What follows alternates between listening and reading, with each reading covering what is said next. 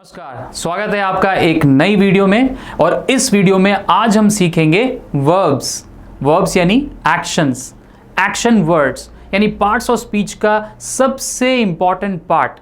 देखिए, पूरी दुनिया, आपको पता है, पूरी दुनिया एक्शन के भरोसे ही चल रही है। सारी दुनिया में कुछ ना कुछ एक्शन हो रहा है। आप दुनिया छोड़िए, अपना आप बॉडी को देख लीजिए। 24 घंटे आपके बॉडी के पार्ट्स आपके लिए काम करते रहते हैं।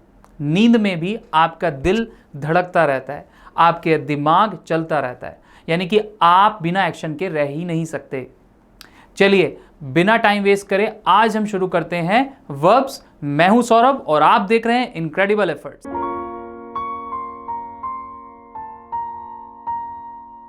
वर्ब, क्रिया यानी कि एक्शन वर्ड। अब आपको पता है कि दुनिया में जो भी काम हो रहे हैं वो सारे के सारे शब्द जो भी काम में इस्तेमाल हो रहे हैं वो सारे एक्शन वर्ड हैं। अभी भी आप देख सकते हैं कैमरे से शूटिंग हो रही है, मैं बोर्ड पर लिख रहा हूँ और मैं आपसे बात कर रहा हूँ। मैं आपको सुन भी सकता हूँ जब आप मेरे को कमेंट करेंगे, मैं आपको देख भी सकता हूँ, पढ़ भी सकता हूँ। तो ये देखना, पढ़ना, लिखना, उठना, बैठना, सोना, जागना, सब हिंदी के शब्द के आगे जो जो ना लग रहा है ये सारे के सारे क्या हैं? ये हैं वर्ब्स। और वर्ब्स ही वो पार्ट्स ऑफ स्पीच है जिसके बिना हमारी इंग्लिश लैंग्वेज, कोई भी लैंग्वेज अधूरी है। क्योंकि जो भी आप लिखना पढ़ना करेंगे, लिखना पढ़ना सुनना, वो सब होगा वर्ब से। सो ऐसे एक्शन वर्ड्स जो आपको क्रिया के बारे में बताते हैं या फिर जो एक्सप्रेस करते हैं कुछ एक्शंस को, आपकी फीलिंग्स को या आपकी एग्जिस्टेंस को, कि आप एग्जिस्ट क्यों कर रहे हैं, आप इस धरती पर क्यों हैं, तो वो सारे के सारे वर्ब कहलाते हैं, क्रिया कहलाते हैं। कोई व्यक्ति, वस्तु, अब ये तीन तरीके से इसे एक्सप्लेन किया गया है। पहला, कोई व्यक्ति या वस्तु क्या करती है, क्या एक्शन होता है उसके द्वारा। पहला तो ये तो समझ लेते हैं। रोहन प्लेज, यानी कि जो एस और एस लग गया क्रिया के आगे, मैं आगे बताऊंगा कि एस और एस क्यों लगा और ये कौन सी फॉर्म ऑफ वर्ब है। लेकिन अभी आप ये समझिए, इसका हिंदी का मतलब है रोहन खेलता है। रोहन कोई एक्शन करता है, वो क्या करता है? वो खेलता है, वो कोई गेम खेलता है। द बेल रिंग्स, घंटी बजती है। तो जो बेल है ये वस्तु है, रोहन क्या है? व्यक्ति है। तो यानी व्यक्ति वस्तु क्या एक्शन ले रहे हैं, पहला तो ये हो गया। दूसरा है किसी भी व्यक्ति या वस्तु के साथ क्या होता है। अब हम बात कर रहे हैं इन व्यक्ति या वस्तु के साथ क्या हो रहा है। जैसे आयुष को रिवॉर्ड किया जाता है, Ayush is rewarded. Obviously Ayush ने कुछ अच्छा काम किया होगा तभी उसे रिवॉर्ड किया जा रहा है, नहीं तो उसे पनिशमेंट भी मिलेगी अगर वो कुछ गलत करेगा। तो आयुष इज रिवॉर्डेड, आयुष को पारितोषिक यानी उसको इनाम दिया जाता है। तो किसी व्यक्ति या वस्तु के साथ क्या हो रहा है, अब हम उसकी बात कर रहे हैं। तो ये व्यक्ति हो गया, वस्तु भी इसी तरह लगा सकते हैं कि भाई कुछ भी अगर बेल खराब हो गई तो बेल इज रिपेयर्ड, बेल को रिपेयर किया जाता है। तो ये सारे जो हमारे व्यक्ति और वस्तु के साथ जो एक्शन हो रहा है वो एक्सप्रेस कर रहे हैं। अब अगला देख लेते हैं, कोई व्यक्ति या वस्तु किस स्थिति में है। कोई व्यक्ति है, वस्तु किस स्थिति में है। जैसे द पेशेंट इज डेड, जो पेशेंट है वो बेचारा मृत हो गया है, उसका समय खत्म हो गया है। तो पेशेंट इज डेड, वो किस स्थिति में है कि वो डेड अवस्था में आ चुका है।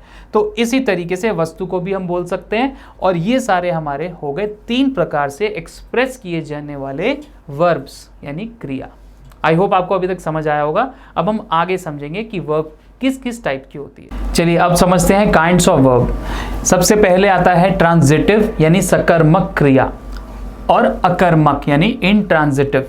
अब इस सकर्मक अकर्मक के चक्कर में मत पड़िए। ये सिंपल ये है कि जो सकर्मक क्रिया है उसमें हमें एक एंड में ऑब्जेक्ट रहेगा। भाई जिस चीज़ पर एक्शन ले रहे हो वो ऑब्जेक्ट आपका इस सेंटेंस में आएगा। और अकर्मक का मतलब है कि आप एक्शन तो ले रहे हो लेकिन वो एक्शन पे ही बात खत्म हो गई, उसके बाद ऑब्जेक्ट नहीं आएगा। जैसे हम कहते हैं भाई वह बैठ गया, ही सैट। अब हम कहते हैं वह चेयर पर बैठ गया, he sat on chair.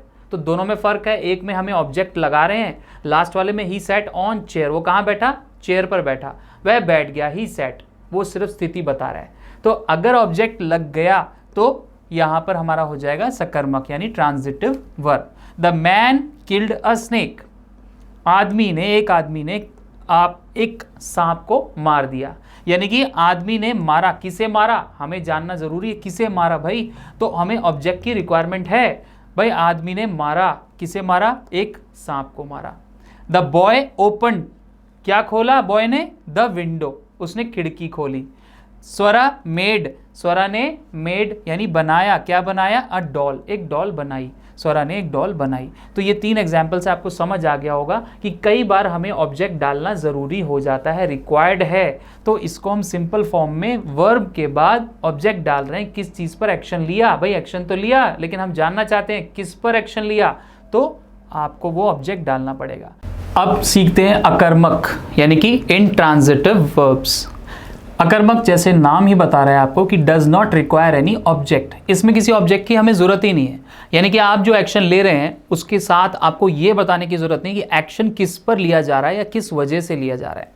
For example the man died, जो मैन था वो उसकी मृत्यु हो गई, यानी कि the man died.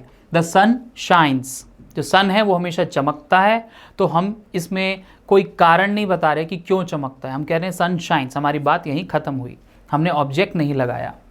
The girl smiled, लड़की ने स्माइल की, तो यानी कि जो स्माइल जो हमारा एक्शन हुआ, क्यों हुआ, कैसे हुआ, ये नहीं लिख रहे, हम सिंपल कह रहे हैं कि द गर्ल स्माइल्ड, लड़की ने स्माइल किया। तो ये हो गए हमारे अकर्मक इंट्रांजिटिव वर्ब्स। चलिए अब समझते हैं हम वर्ब्स की क्लासेस को। क्लासेस 2 ही पार्ट में डिवाइडेड की गई हैं, जिसे हम कहते हैं लेक्सिकल वर्ब्स और ऑक्सिलरी वर्ब्स। अब इतने खतरनाक नाम सुन के आप डर मत जाना, क्योंकि हम बहुत आसानी से आपको बताने वाले हैं कि ये लेक्सिकल, ऑक्सिलरी, ये फॉर्म्स ऑफ क्लासेस क्या है। ये सिंपल फॉर्म्स ऑफ क्लासेस है, इतना समझ लीजिए। जैसे आपने सुना होगा गो, वेंट, गॉन, ये 3 तरीके से सेम वर्ड बोला जा रहा है, सेम क्रिया बोली जा रही है। या हम कहते हैं कम, केम, कम, अगेन, ये हम अलग अलग फॉर्म में सेम वर्ड बोल रहे हैं। तो यानी कि वर्ब की first form, second form, third form, ये तो सुनी होगी ना। अब हम इन्हीं फॉर्म्स को हमने क्लासेस में डिवाइड कर दिया है। ये फॉर्म्स का जो सेक्शन है ये लेक्सिकल वर्ब्स हैं, और जो बाकी ऑक्सिलरी फॉर्म्स में आती है वो हम ऑक्सिलरी वर्ब्स में कहते हैं। इसे कुछ लोग मॉडल ऑक्सिलरी वर्ब्स भी कहते हैं, कुछ लोग इसे मॉडल्स भी कहते हैं। तो दैट इज द डिफरेंस। अब हम बात करते हैं लेक्सिकल वर्ब्स की फॉर्म्स की।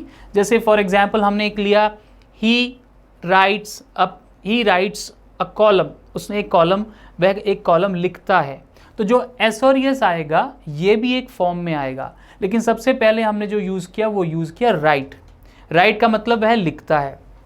अब जब उसने कुछ सेकंड फॉर्म लगाया तो वो बन गया रोट, थर्ड फॉर्म में वही आ गया रिटन, और फोर्थ फॉर्म में यानी कि जब हम पास्ट पार्टिसिपल की बात करते हैं, कुछ काम कंटिन्यूस में हो रहा है या कंटिन्यूएशन में हो रहा है, तो उसमें हम आईएनजी लगा देते हैं। जैसे ही इज़ राइटिंग, वह लिख रहा है। तो सबसे पहले आया राइट, यानी कि वह लिखता है, तो उसमें एस और यस लगेगा, जो कि वर्ब की 5th फॉर्म आएगी एस और यस के साथ, ही राइट्स। तो दैट इज़ अ डिफरेंस। इसमें हम बहुत सारे एग्जाम्पल ले सकते हैं कि फर्स्ट फॉर्म कहाँ लगेगी, सेकंड कहाँ लगेगी, थर्ड कहाँ लगेगी। इसके लिए मैंने बहुत अच्छे से एक टेंस के लिए मैंने एक टेंस की स्टोरी बनाई है, वो आप जरूर देखिएगा आने वाली वीडियोस में। जब हम टेंस स्टार्ट करेंगे वहाँ इन वर्ब्स का बहुत ज़्यादा यूज़ होने वाला है, क्योंकि वर्ब्स के बिना तो टेंसेस बन ही नहीं सकते, आप सेंटेंसेस नहीं बना सकते। तो अभी लेक्सिकल वर्ब्स आप समझ गए होंगे, जिसमें वर्ब की first form, second form, third form लगती है। फोर्थ फॉर्म में हम लगाते हैं आईएनजी प्लस फॉर्म, यानी कि हम जब भी कोई सी भी क्रिया लेते हैं उसके साथ आईएनजी अगर लगा देते हैं, जैसे वॉकिंग, टॉकिंग, स्पीकिंग, तो उसके अंदर हम इसको वर्ब की फोर्थ फॉर्म में डालते हैं। अब फिफ्थ फॉर्म में आएगा एस और यस। एस और यस यानी कि जब हम किसी भी एक्शन को रूटीन एक्शन में लेकर आते हैं। फॉर एग्जाम्पल ही राइट्स, वह लिखता है, शी स्पीक्स, वह बोलती है। सो एस और यस से हमें पता लग जाता है कि वर्ब के साथ अगर एस और यस लग रहा है सिंगुलर फॉर्म में, तो डेफिनेटली इसका मतलब है रूटीन एक्शन की बात हो रही है। ये हम टेंसेस में डिटेल में सीखेंगे। अभी आप समझ लीजिए कि लेक्सिकल वर्ब्स के 5 फॉर्म होते हैं, ये हमें लर्न करने ही होंगे। टोटल 300, 400, 500 मिनिमम वर्ब्स होते हैं। ये अगर आपने सीख लिए तो समझ लीजिए आप टेंसेस के लिए तैयार हैं, आप अगले लेवल पे जाने के लिए तैयार हैं इंग्लिश के।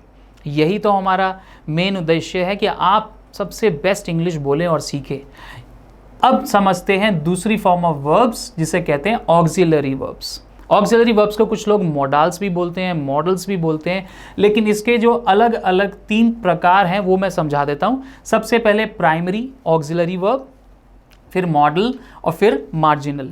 सो प्राइमरी में आप टू बी, कुछ काम होने वाला है या कुछ काम का होना को, उस पर्टिकुलर होने को हम समझाते हैं, उसके लिए लगता है is, am, are, was, were, has, have, been. मेरी पहली क्लास में मैंने एक स्पष्ट तरीके से सब्जेक्ट्स को लेते हुए समझाया था कि प्राइमरी फॉर्म में अगर आप कोई प्रेजेंट फॉर्म में सहायक क्रिया लगाना चाहते हैं, इनको हम सहायक क्रिया भी बोलते हैं, क्रिया की सहायता करने वाले वर्ड्स, या इन्हें हम सिंपल फॉर्म में इज, एम, आर, वॉज, वर इन्हीं कैटेगरी में देखते हैं। बीइंग, बीन, बी, इन सब इसका मतलब होता है कुछ होना, और इसको कैसे अलग अलग यूज़ करते हैं आने वाले टाइम में मैं आपको ज़रूर बताऊंगा। अब यूज़ करते हैं हम नेक्स्ट लेवल पे प्राइमरी को ही, इसे कहते हैं टू हैव, कुछ प्राप्त करना, ग्रहण करना।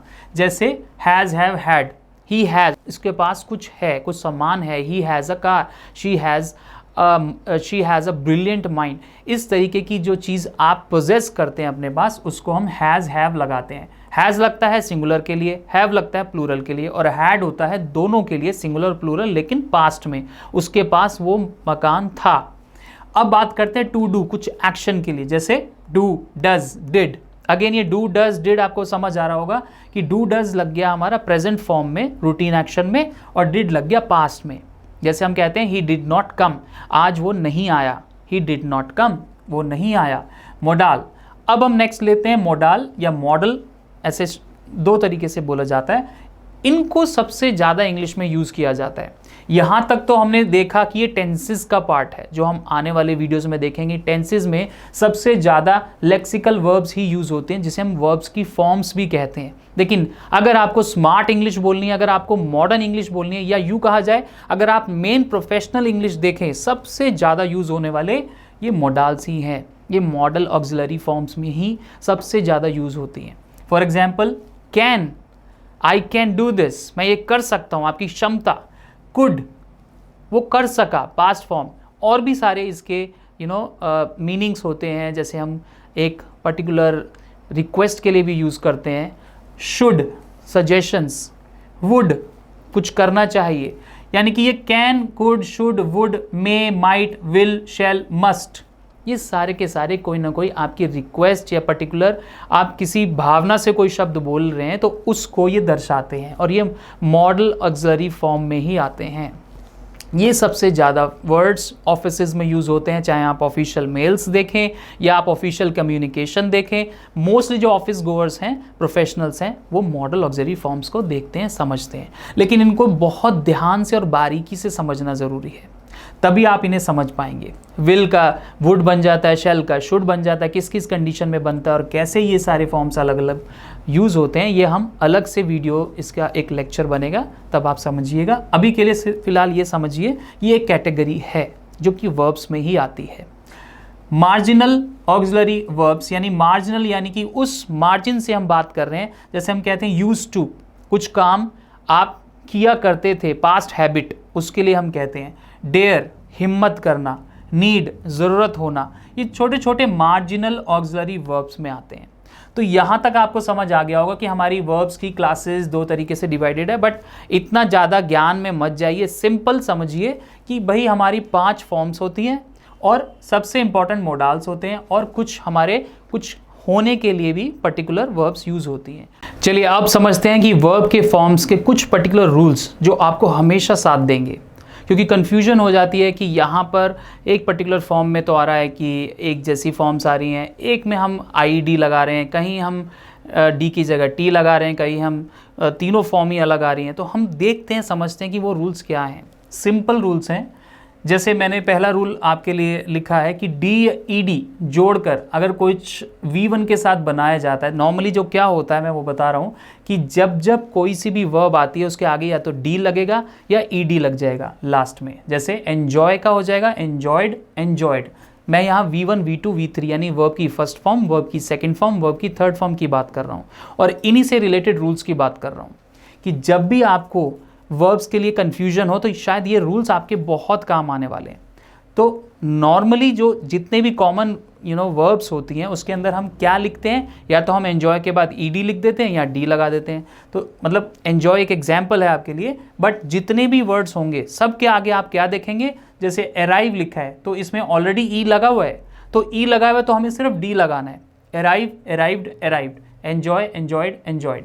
इसी तरीके से कुछ वर्ब्स ऐसी होती हैं जिसके लास्ट में अगर ई लगा है तो हम उसमें डी V2 और V3 में जोड़ देंगे। सिंपल है कि हम ई के बाद डी जोड़ देंगे, वही सेम वाला रूल है कि हम यहाँ पर ईडी या डी जोड़ रहे हैं तो हमने ईडी वाला एग्जाम्पल देख लिया, जैसे एंजॉय के बाद एंजॉयड, और अगर खाली डी जोड़ना है तो उसके बाद जहाँ जहाँ ई आएगा तो वहाँ उसके बाद सेकंड फॉर्म थर्ड फॉर्म में डी जुड़ जाएगा।